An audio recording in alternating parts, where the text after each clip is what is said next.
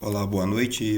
Meu nome é Gerson, juntamente com a minha esposa, a pastora e pedagoga Simoniara.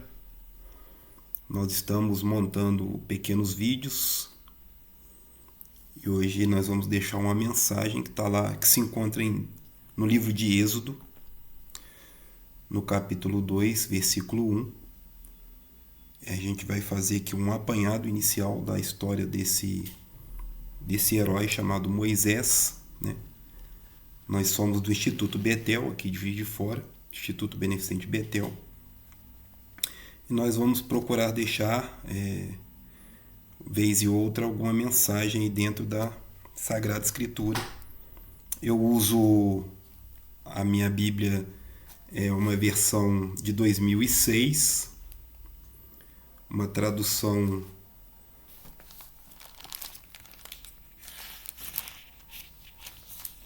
do Almeida, né, de 2006, João Ferreira de Almeida, de 2006.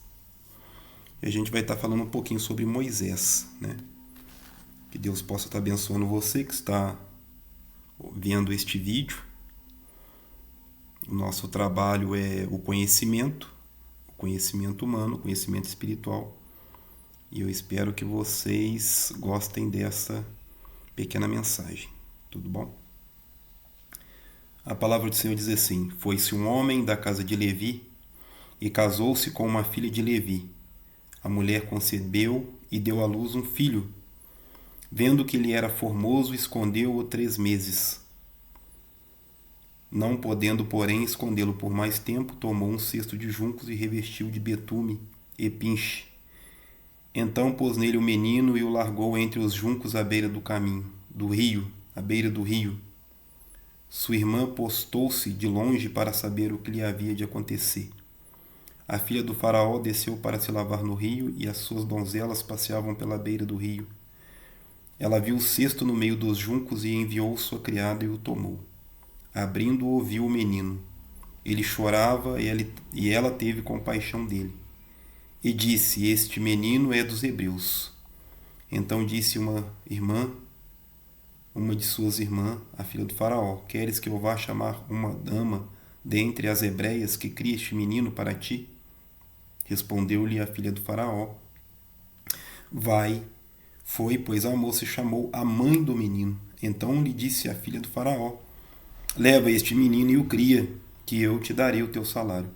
A mulher tomou o menino e o criou. Sendo o menino já grande, ela o trouxe à filha do faraó, a qual o adotou. Ela lhe pôs o nome de Moisés e disse: Das águas o tirei. Né? Esta passagem se encontra aí no livro de Êxodo.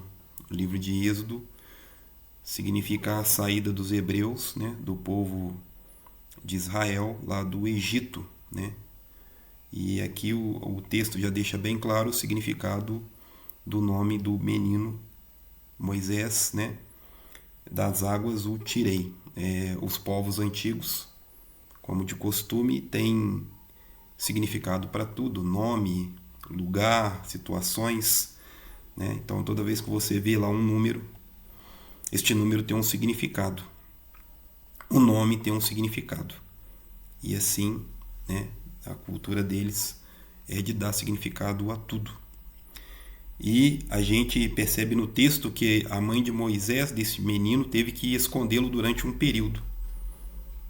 A Bíblia fala que alguns meses, 3 meses, né, o menino ficou escondido. Mas por que uma mãe esconderia o filho que acabou de nascer? O faraó, um personagem muito importante da história do Egito, né? O faraó era um grande líder, um personagem muito importante, né? Hoje ele seria assim superior até um presidente, porque o faraó ele representava todo o poder, né? Não só o poder humano, mas também o poder divino. O faraó era considerado uma divindade. E o faraó começou a entender que estava nascendo muitos hebreus, né? E todos aqueles que estão no poder, né, no exato momento, tem uma preocupação em perder esse poder, né? E no caso, foi decretado que ao nascer meninos, os meninos deveriam ser sacrificados, os meninos deveriam ser jogados no rio Nilo, né? Onde existem muitos crocodilos, né? Outros animais também, com certeza. E os meninos deveriam ser descartados. As meninas não, as meninas poderiam ficar. Então foi dada esta ordem às parteiras, né? Mas o menino Moisés ficou ali escondido com a mãe, com a família. A mãe, num ato de desespero, tentou de algum jeito proteger este menino. Foi até o rio, fez uma espécie de jangada, colocou o menino nessa jangada e deixou ele lá à beira do rio. A irmã ficou observando de longe e a filha do faraó estava ali, né, se banhando com as suas moças, né, suas servas, e elas viram aquele objeto com aquela criança. E quando ela recolheu, era um garotinho, né, o pequeno menino, e ela percebeu que o menino era filho dos hebreus. E ela foi movida de compaixão, recolheu o menino. E olha que interessante, Deus sempre cuidando dos seus. Ela pede para alguém cuidar do garoto até o garoto alcançar uma certa idade. E, por ironia do destino, quem cuida do menino é a própria mãe, né? Que vai amamentá-lo, vai cuidar dele. E quando o menino adquire uma certa idade, ele é levado para o palácio, né? E o menino é adotado pela filha do faraó e passa a conviver dentro do palácio, tendo todas as regalias de uma pessoa da época, de uma pessoa que ia viver ali aos pés do faraó, da sua corte, né? E aí, criado dentro do palácio, né? Dentro daquela cultura, Moisés, Deus de jovem, ele foi sendo influenciado, com certeza, pela cultura egípcia, né? E também conhecendo, é claro, a cultura dos hebreus, né? Do povo israelita, o povo de Deus, é claro. Né? A gente percebe isso, que Moisés, pelo aquilo que ele deixou, né, na Torá, nos 5 primeiros livros, os livros que atribuídos a ele, percebe-se uma inteligência fora dos padrões. E aí Moisés tinha ali a sua vida tranquila, vivendo, comendo do bom e do melhor, tendo uma vida de nobre, né? E até que um dia Moisés estava caminhando num determinado lugar e ele vai apartar uma briga. Quem nunca apartou uma briga? Uma briga na escola de dois colegas ou de pessoas desconhecidas, né? E a gente, quando vai apartar uma briga, a gente, né, empurra um para um lado e um para o outro e tenta fazer o que dá para fazer, né? E Moisés, ele tenta ali apartar essa briga. Só que ao apartar a briga, ele acaba matando o egípcio. E segundo a lei da época, a lei de Talião, né? Você vai encontrar essa lei, né, no mesmo livro de Êxodo, lá no capítulo 21. Mas precisamente no versículo 23 vai dizer que você deve pagar olho por olho, dente por dente, pancada por pancada, ferida por ferida, queimadura por queimadura e vida por vida. E aí Moisés, no outro dia, vai apartar uma outra briga. Parece até coisa de escola, né? Moisés vai apartar uma outra briga. E quando ele vai fazer ali o que ele deveria fazer para impedir que as duas pessoas brigassem, um deles disse: você também vai me matar como matou ontem o egípcio? Isso nos leva a refletir que muitas vezes a gente pensa que aquilo que a gente aquilo que a gente está fazendo não está sendo visto. Mas muitas vezes as pessoas veem, as pessoas estão ligadas naquilo que nós estamos fazendo, né? Ou deixando de fazer, né? Nós também acabamos vendo aquilo que nós estamos fazendo. Então não dá para ficar oculto. E Deus está sempre conosco em qualquer lugar, né? Você vai no seu carro, Deus já está no seu carro. Você vai no banheiro, Deus já está no banheiro, na cozinha e assim sucessivamente. Aonde você quer que você vá, lá já estará Deus. E aí o Moisés fica desesperado, Moisés conhecedor da lei. Ele entende que ele precisa fugir, porque ele vai ter que pagar aquela vida com a própria vida.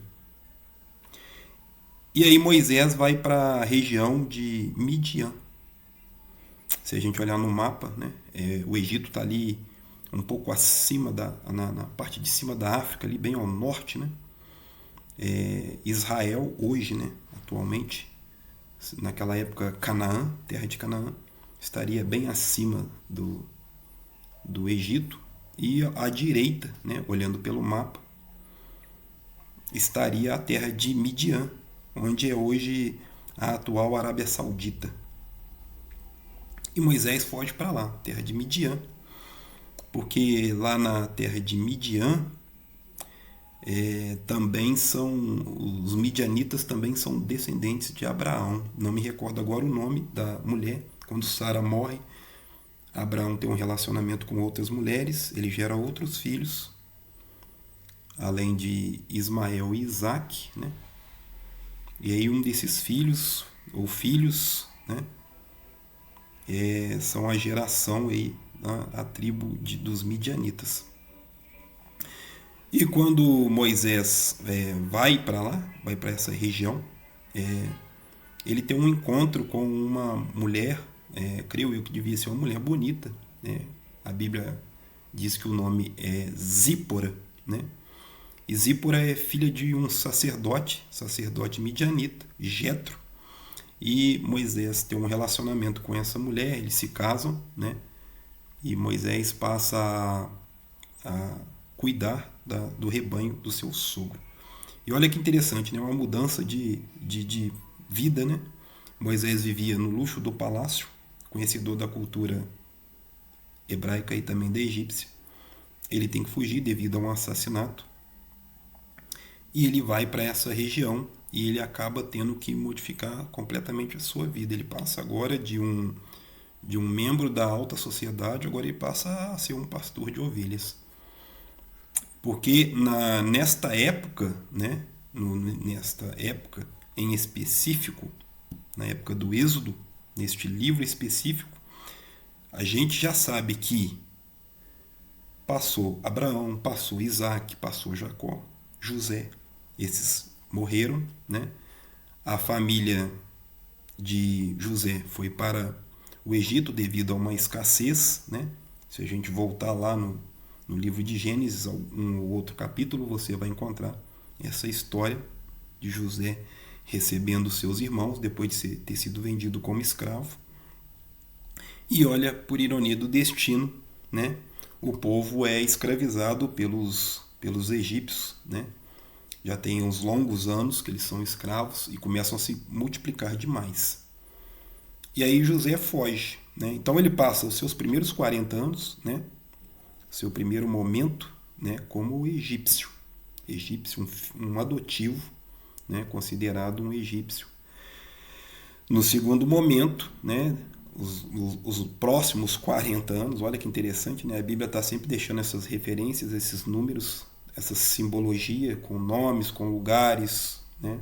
40 dias de chuva do dilúvio, Jesus passou 40 dias no deserto, em jejum, né? E aqui agora 40 anos na primeira fase de sua vida, mais 40 anos na segunda fase da sua vida. Moisés se adapta, começa a reestruturar sua vida. Ele tem um filho, um primogênito, que por coincidência é o mesmo nome que eu recebi do meu pai, Gerson. O nome Gerson significa o peregrino nascido em terra estrangeira. E aí Moisés já está ali, né, com a sua vida bem estruturada, fazendo um trabalho digno, né? Todos os trabalhos são dignos. Pode parecer que algum ou outro trabalho na nossa consciência possa parecer inferior, mas não existe trabalho inferior, né? A gente percebe a importância do trabalho dos garis, né? Imagina se os garis, hoje, na situação, na sociedade em que a gente vive, se os garis parassem de trabalhar. Então é um serviço, além de ser muito nobre, é um serviço importantíssimo para a nossa sociedade, assim como um médico, assim como um motorista de ônibus, assim como um oficial de polícia, assim como um advogado, assim como um professor.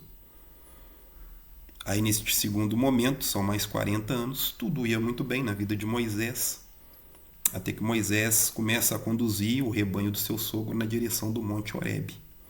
Monte Horebe para os midianitas e Monte Sinai para os hebreus. E quando Moisés chega lá, ele tem uma visão. Ele olha para uma sarça ardente, ou seja, para um espinheiro. Este espinheiro, esse arbusto, essa planta, ela estava pegando fogo, mas ela não se consumia. É a mesma coisa de você olhar para uma casa, a casa está em chamas, mas as chamas, o fogo, ele não está destruindo a casa. Você olha para um carro, o carro está em chamas e o carro não está sendo consumido pelas chamas. Ou uma pessoa. A pessoa joga álcool no corpo, gasolina no corpo, ateia fogo e ela está lá bem.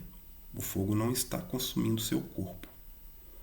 E Moisés fica ali, né, observando aquilo, fica curioso. Moisés tinha todas as possibilidades de virar as costas e ir embora, mas nós, os humanos, nós somos muito curiosos. Aquilo chamou a atenção de Moisés. Deus tem as suas maneiras de chamar a nossa atenção. E olha que interessante, porque fogo, né? O fogo, a luz, simboliza o espiritual. E o ser retirado das águas, né? Nascido das águas, Moisés, a água simboliza o plano humano, o plano terrestre. Se você pegar um pouco de água, né? Eu tenho aqui uma garrafa de água. Independente da posição que você colocar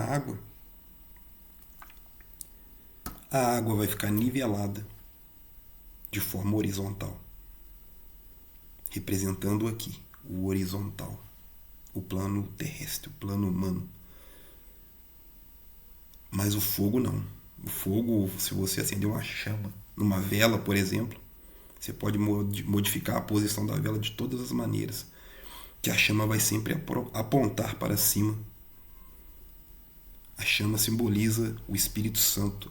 A chama, o fogo, a luz, simboliza sabedoria, conhecimento, simboliza o próprio Deus. E aí Moisés chega muito próximo.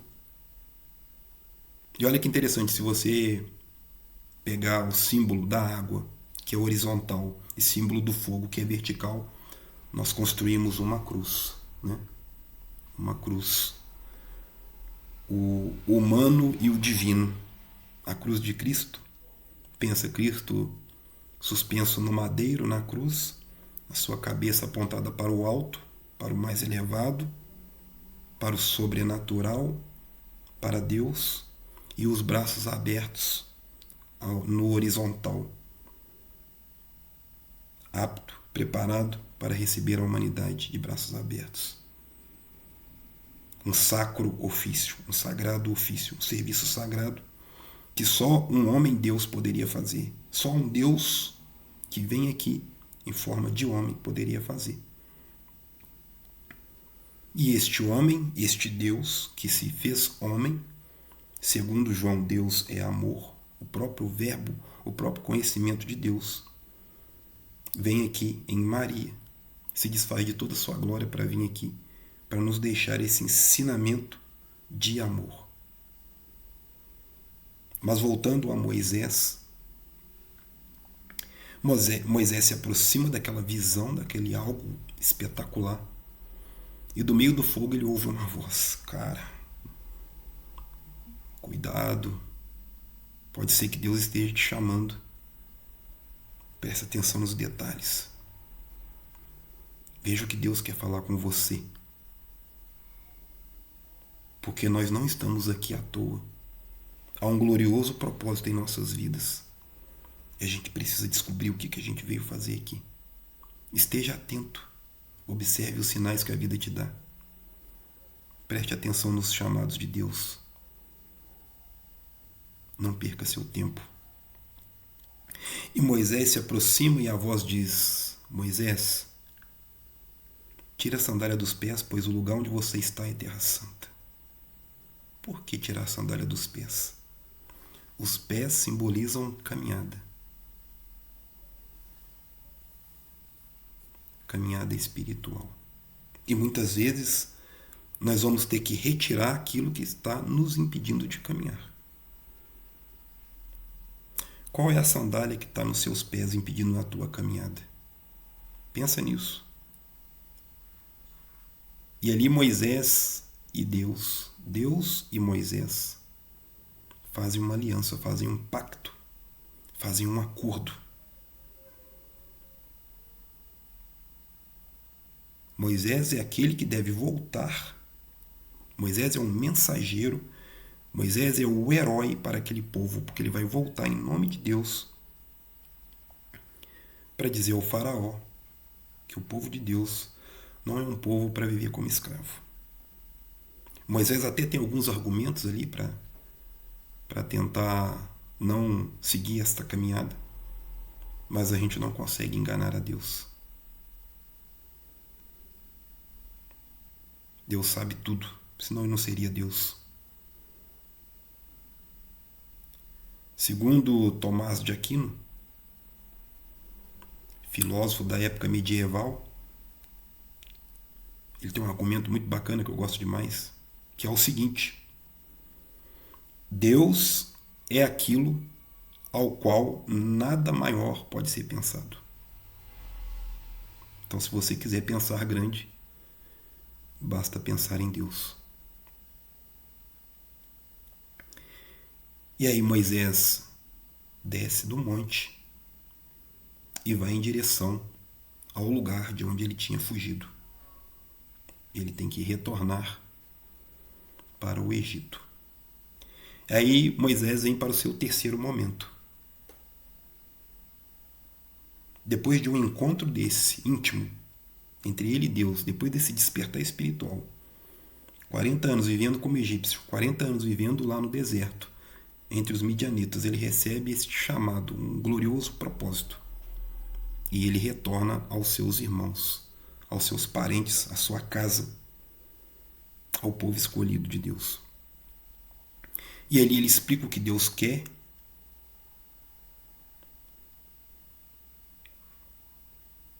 É claro que se você ler os textos, você vai entender que as pessoas às vezes acreditam, mas acreditam duvidando. A gente nunca acredita totalmente. Nós somos um pouco como Tomé. Nós gostamos da experiência. Nós somos seres empíricos, nós gostamos da experiência. Jesus ressuscitou. Será? Se eu não tocar nas suas chagas, nas suas marcas, não vou acreditar, não. Eu preciso passar pela experiência. Nós somos assim. Nós, os humanos, nós somos assim. A nossa vida espiritual, a nossa vida alma, a gente não valoriza tanto, não. A gente dá mais valor àquilo que é palpável pelos sentidos, como esta parede. Essa parede que eu posso tocar. Eu acredito nessa parede. A parede deste prédio, eu acredito. E aí Moisés tem o maior desafio da sua vida. Tanto com seus irmãos, com esse povo, que já está lá há um bom tempo, sendo escravizado. E uma luta, uma guerra pesada, uma guerra espiritual contra um gigante, representado pelo faraó. E eu não sei se você sabe, mas com certeza sabe, todas as vezes que você brigar com alguém que é um gigante, corre o risco de você ser sacrificado, crucificado, apedrejado, queimado na fogueira.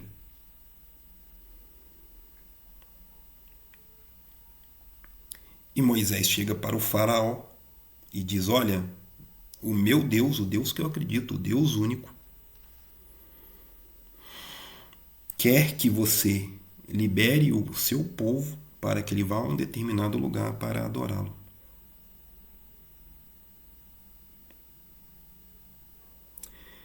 E aí o faraó vai dizer assim: presta atenção, vem comigo, escuta essa, porque você vai ouvir isso por aí. Quem é o Senhor para que eu ouça sua voz? Não sei quem é. Não conheço o Senhor, nem tampouco deixarei Israel partir. Percebe isso? Porque se o sistema está tendo lucro contigo, com a tua vida, com a tua alma, dificilmente o sistema vai permitir que você saia assim. Eu vou embora, né? Eu vou embora. É mesmo? Vai? Vou. A gente sabe que não é bem assim que funciona. Pergunta para alguém que teve problema com drogas se é fácil sair do mundo das drogas. Pergunta. Não é fácil. Não é fácil.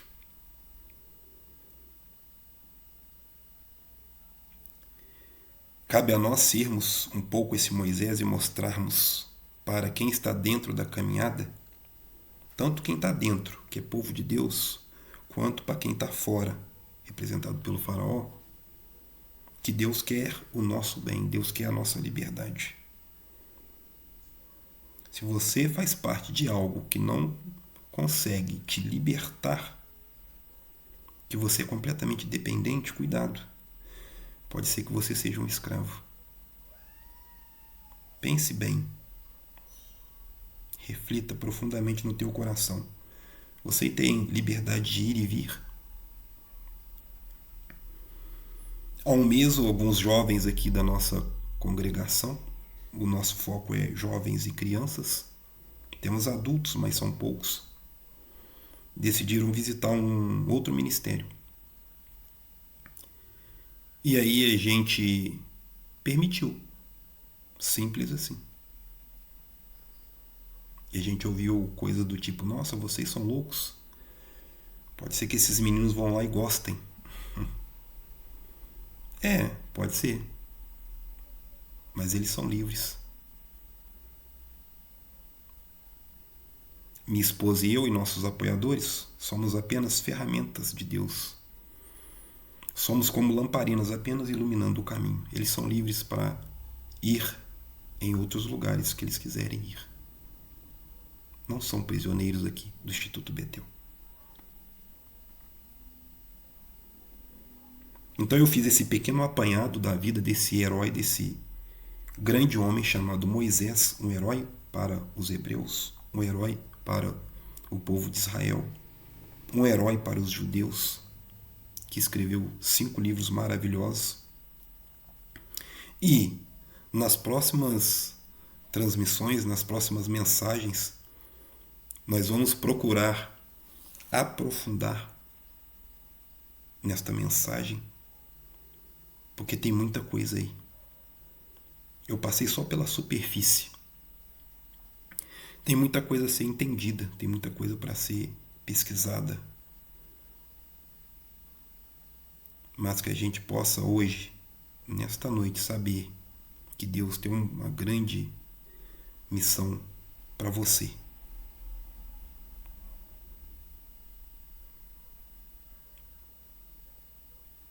Você não está aqui no planeta Terra à toa, não. Moisés ia ser descartado, cara. Mas Deus queria esse menino, Deus queria esse jovem, Deus queria esse rapaz, Deus queria este homem para que ele cumprisse essa missão.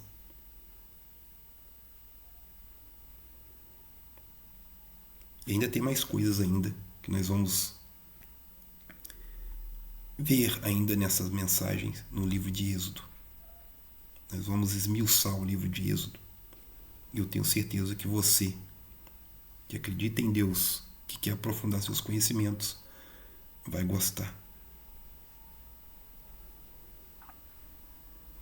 Neste momento nós vamos fazer uma pequena oração para concluirmos esta mensagem.